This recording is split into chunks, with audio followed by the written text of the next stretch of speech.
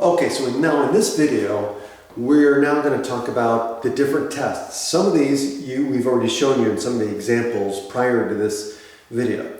And so what we're going to do is I'm going to go through the 4 different tests for showing whether something is a one-to-one function or not. Okay, and some of these may be more appropriate in certain situations more than others, but we're going to go through anyway because they're good to know, and you're going to want to know them anyway. So the tests to determine whether a function is one-to-one. One, we can prove it using the definition of being one-to-one. So we can show that if this is true, that leads to this being true. If this happens and we show that, then this means the function is one-to-one. So we did an example of that earlier. Okay. Now, number 2 says, the second test says, in a one-to-one function, every y value corresponds to exactly one x value, or at most, one x value.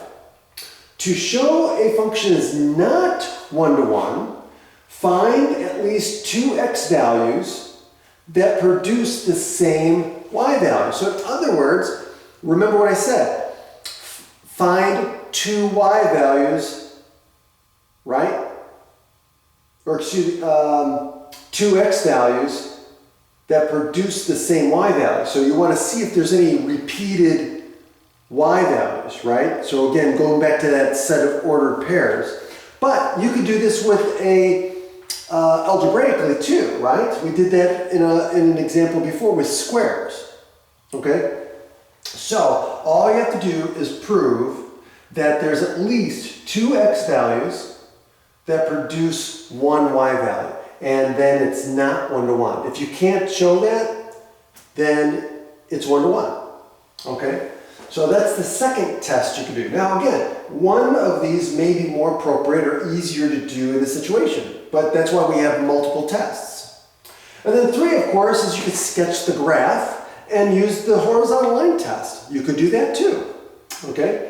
And then the 4th one is if either, now this one we didn't show, but you can see in the examples, especially in the graph, if the function either increases on the entire domain or decreases on the entire domain, then it must be one-to-one. Okay? So that's the 4th test. So these are the 4 tests that you can use to determine whether a function is one-to-one. And that's it. Have a great day.